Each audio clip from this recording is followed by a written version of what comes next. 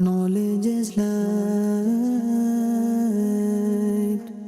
العلم نور. بسم اللہ الرحمن الرحیم والصلاة والسلام علی سید المرسلین. حکایت دوازدہم یعنی 12ویں حکایت. بادشاہ در خواب دید. ایک بادشاہ نے خواب میں دیکھا. ٹھیک ہے، بادشاہ در خواب دید، ایک بادشاہ نے خواب میں دیکھا. ہم اپنی زبان میں کہہ سکتے ہیں کہ ایک بادشاہ نے خواب دیکھا، ہے نا. کہ تمام دندان ہائے او افتادہ اند. دندان کا معنی ہوتا ہے دانت، اور دندان ہا کا معنی ہو جائے گا بہت سارے دانت. کہ تمام دندان ہائے او، کہ اس کے تمام دانت افتادہ اند گر گئے ہیں. اس کے تمام دانت گر گئے. افتادہ اند جو ہے نا، یہ فعل ماضی قریب ہے، صیغہ جمع غائب. افتادن مصدر سے، افتادن مصدر کا معنی ہوتا ہے گر پڑنا، تو اسی سے ہے افتادہ اند، کہ اس کے تمام دانت گر گئے ہیں. از منجم تعبیر عام پرسید.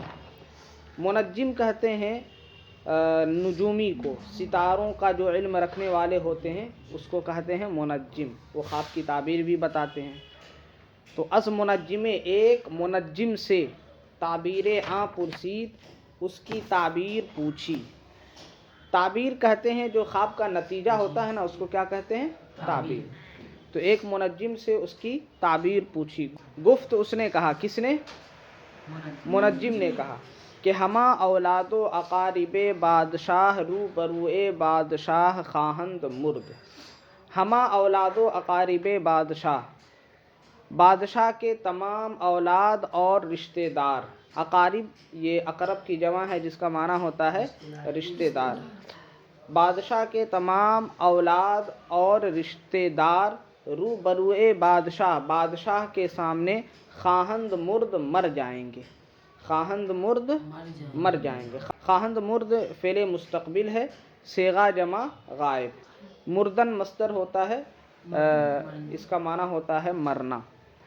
تو بادشاہ کے تمام اولاد اور رشتہ دار بادشاہ کے سامنے مر جائیں گے. اس نے یہ خواب کی تعبیر بتائی. بادشاہ در خشم شد، بادشاہ غصے میں آ گیا. بادشاہ غصے میں آ گیا. و منجم را قید کرد، اور منجم کو قید کر دیا. یعنی بادشاہ اس بات سے ناراض ہوا کہ ہمارے سارے اور ہماری ساری اولاد اور ہمارے رشتہ دار سب ہمارے سامنے مر جائیں گے. تو غصہ ہوا وہ، اور منجم کو کیا کیا؟ قید کر دیا. و منجم دیگر را تلبید، اور دوسرے منجم کو بلایا. تلبیدن مصدر سے فعل ماضی مطلق صیغہ واحد غائب ہے. تلبیدن مصدر کا معنی ہوتا ہے بلانا. منجم دیگر را تلبید، دوسرے منجم کو بلایا. و تعبیر آن خواب پرشید، اور اس خواب کی تعبیر پوچھا. عرض کرد، اس نے عرض کیا کہ از ہما اولاد و اقارب بادشاہ زیادہ تر خواہند زیست. کہ از ہما اولاد و اقارب، کہ تمام اولاد اور رشتہ دار سے بادشاہ زیادہ تر، بادشاہ زیادہ خواہند زیست جئیں گے. اب یہ جو دوسرا منجم تھا نا، اس نے پہلے منجم کا انجام دیکھ چکا تھا. اچھا، خواب کی تعبیر وہی تھی جو اس نے بتایا تھا. اس منجم نے ہوشیاری کیا اور اسی بات کو اس نے دوسرے انداز میں کہا. اس نے کیا کہا کہ از ہما اولاد و اقارب بادشاہ زیادہ تر خواہند زیست، کہ بادشاہ تمام اولاد اور رشتہ دار سے زیادہ جئیں گے. خواہند زیست جو ہے یہ فعل مستقبل ہے، صیغہ واحد غائب. زستن مصدر معنی ہوتا ہے جینا. تو اس نے کیا کہا کہ بادشاہ تمام اولاد و اقارب سے زیادہ جئیں گے. بادشاہ ای لطیفہ پسندید، بادشاہ نے اس لطیفہ کو پسند کیا. و انعام داد، اور انعام دیا. یعنی اس بات سے وہ خوش ہو گیا کہ میں اپنے تمام اولاد، تمام رشتہ داروں سے زیادہ جیوں گا. حالانکہ یہی بات اس نے بھی کہا تھا. جب یہ تمام اولاد اقارب سے بادشاہ زیادہ جیے گا تو اس کے تمام اولاد و اقارب اس کے سامنے ہی مریں گے نا. تو اس نے بھی وہی بات کہی اور اس نے بھی وہی بات کہی. لیکن اس نے جو کہا اس کا انداز الگ تھا، اور اس منجم نے جو کہا اس کا انداز الگ تھا. تو تو ایک اسی بات سے بادشاہ ناراض ہو گیا ایک انداز سے، اور دوسرے انداز سے بادشاہ کیا ہوا؟ خوش ہو گیا۔ پتہ چلا کہ انسان کو بات کرنے کا سلیقہ آنی چاہیے۔ ایک ہی بات کوئی غلط انداز میں کہے تو بندہ ناراض ہو جاتا ہے، اور اسی بات کو کوئی اچھے انداز میں کہے تو کیا ہوتا ہے؟ آدمی خوش ہو جاتا ہے۔ دیکھیے آگے، حکایت 13 13ویں حکایت، شخص پیش یک نویسندہ رفت۔ ایک شخص ایک لکھنے والے کے پاس گیا۔ نویسندہ اس میں فاعل ہے جس کا معنی ہوتا ہے لکھنے والا، ہے نا؟ نوشتن مصدر سے نویسندہ۔ ایک شخص پیش نویسندہ رفت، ایک لکھنے والے کے پاس گیا، وگفت اور کہا، خط بنویس، ایک خط لکھ دو، ایک خط لکھ دو۔ بنویس فعل امر ہے۔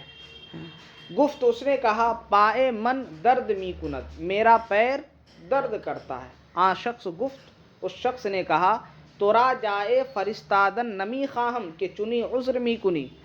جائے فرستادن، جائے کا معنی کوئی جگہ معنی کر لیجئے تو معنی ہوگا تورا جائے، تجھ کو کوئی جگہ، فرستادن نمی خواہم، بھیجنا نہیں چاہتا ہوں، میں تجھے کسی جگہ بھیجنا نہیں چاہتا ہوں، کہ چنی عذر می کنی، کہ اس طرح تو عذر کرتا ہے کہ میرے پیر میں درد ہے۔ میں نے خط لکھنے کے لیے کہا، تو خط تو ہاتھ سے لکھتے ہیں نا، تو ہاتھ سے آپ خط لکھ دو، پیر درد ہے تو اس میں اس کا کیا کام ہے؟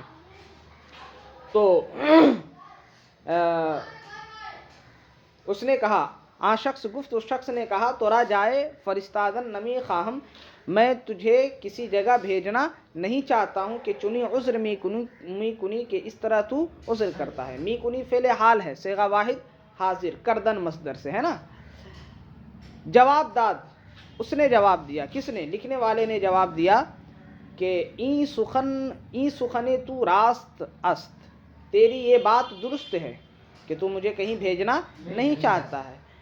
این سخن تو راست است، تیری یہ بات درست ہے، لیکن ہر گاہ کے برائے کسے خط می نویسم، جب کبھی میں کسی شخص کے لیے خط لکھتا ہوں، جب کبھی کسی شخص کے لیے میں خط لکھتا ہوں، می نویسم فعل حال صیغہ واحد متکلم نوشتن مصدر سے، جب کبھی کسی شخص کے لیے میں خط لکھتا ہوں، تلبیدہ می شوم، تو میں بلایا جاتا ہوں، تلبیدہ می شوم، میں بلایا جاتا ہوں، برائے خواندن اس کو پڑھنے کے لیے، اس کو پڑھنے کے لیے میں بلایا جاتا ہوں، زیرا کے دیگر شخص خط من خواندن نمی تواند، اس لیے کہ کوئی شخص، اس لیے کہ دوسرا شخص، زیرا کے دیگر شخص، اس لیے کہ دوسرا شخص خط من، میرا خط، خواندن نمی تواند نہیں پڑھ سکتا ہے، یعنی میں ایسا لکھتا ہوں کہ میرا لکھا ہوا میں ہی پڑھ سکتا ہوں، کوئی اور نہیں پڑھ سکتا ہے۔ اب میں خط لکھ دوں گا،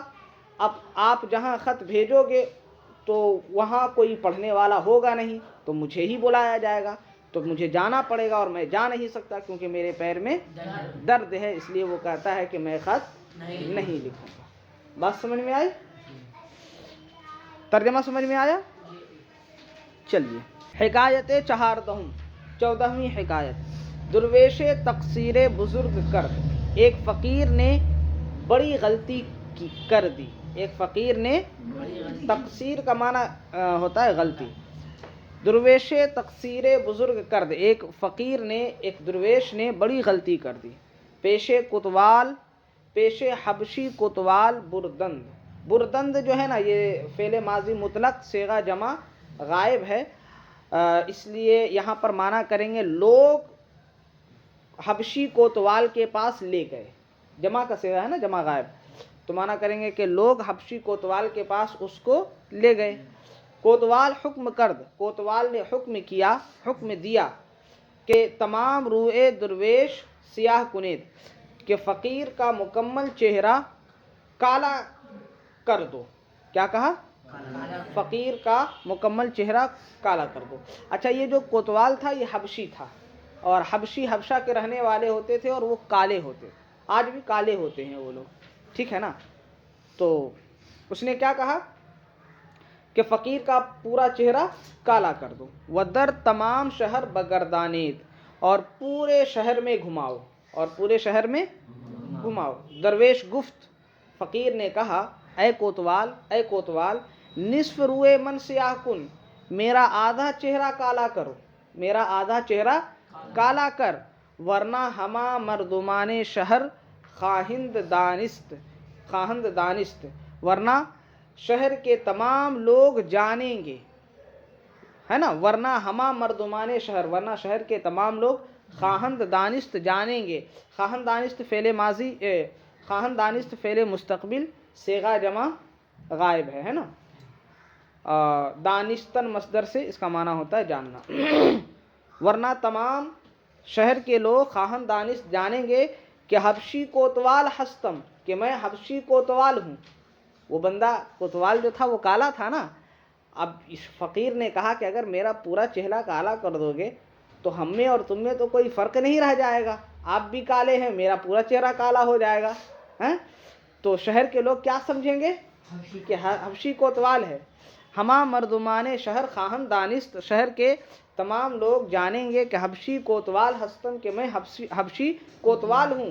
کوتوال ازی سخن خندید، کوتوال اس بات سے ہنسا، و تقصیر درویش معاف کرد، اور درویش کی غلطی معاف کر دیا۔ حکایت 15ویں حکایت۔ شاعر مسکین پیش تونگر رفت۔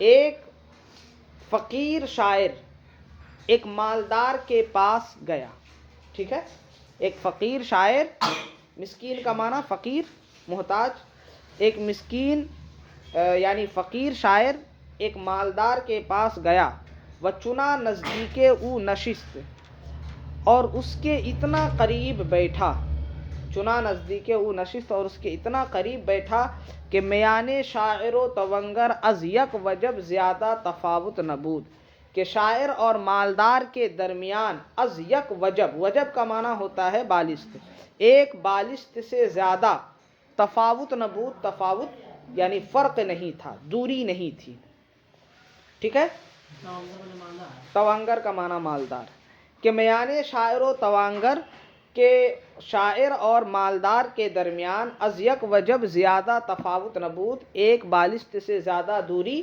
نہ تھی، توانگر ازی سبب برہم شد، مالدار اس وجہ سے غصہ ہوا، مالدار اس وجہ سے، برہم کا معنی غصہ ہونا، مالدار اس وجہ سے غصہ ہوا، وروئی ترش کرد، اور چہرہ بگاڑ لیا، وروئی ترش کرد اور چہرہ بگاڑ لیا، وہ پرسید اور پوچھا کہ میانے تو وخر چے تفاوت است، تمہارے اور گدھے کے درمیان کیا فرق ہے، غصے میں اس نے کہا کہ تو ایک دم گدھا ہے، اتنا قریب آ کر کے بیٹھ گیا ہے، بتاؤ تمہارے اور گدھے کے درمیان کیا فرق ہے۔ گفت، اس نے کہا، بقدر یک وجب، ایک بالشت کے برابر، کتنا فرق ہے، ایک بالشت کے برابر، اس نے کیا کیا، مالدار کو گدھا بنا دیا، ایک بالشت کے برابر۔ توانگر ازی جواب بسیار خجل شد، مالدار اس جواب سے بہت شرمندہ ہوا، خجل کا معنی شرمندہ، بسیار کا معنی بہت، مالدار اس جواب سے بہت شرمندہ ہوا، وہ عذر نمود اور معافی چاہی، اور معافی چاہی۔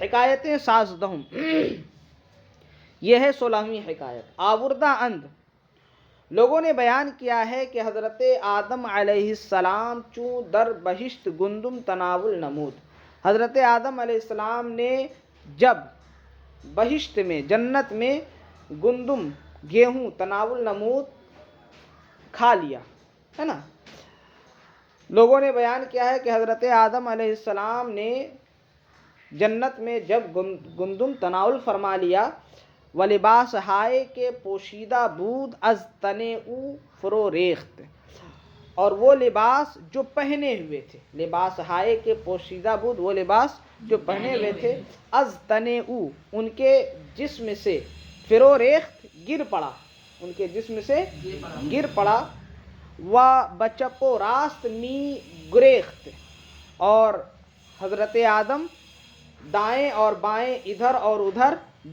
آنے جانے لگے، ہے نا، گریختن مصدر کا معنی ہوتا ہے بھاگنا، ادھر ادھر جانے لگے، ودر زیر ہر درخت پنہا می شد، پنہا کا معنی ہوتا ہے چھپنا، اور ہر درخت کے نیچے چھپتے تھے. ہر درخت کے نیچے آپ مانا کر لیجئے یہ ہر درخت کے نیچے چھپنے لگے.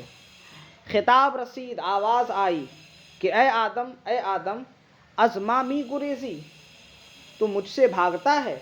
از ما می گریزی، تو مجھ سے بھاگتا ہے. گریختن مصدر سے فعل مضارع بنائیں گے نا تو بنے گا گریزد، اور جب اس پر می داخل کر دیں گے تو کیا ہو جائے گا؟ فعل حال بن جائے گا. تو می گریزی فعل حال ہے، صیغہ واحد حاضر. تو اے آدم از ما می گریزی، تو مجھ سے بھاگتا ہے. گفت، حضرت آدم نے عرض کیا، نے خدا، نہیں اے اللہ، از تو چے گنا گریزم، تجھ سے میں کیسے بھاگ سکتا ہوں، تجھ سے میں کیسے بھاگ سکتا ہوں. وَکُجا تما گریخت، اور کہاں بھاگ سکتا ہوں. اما از خطائے خود شرم می دارم، لیکن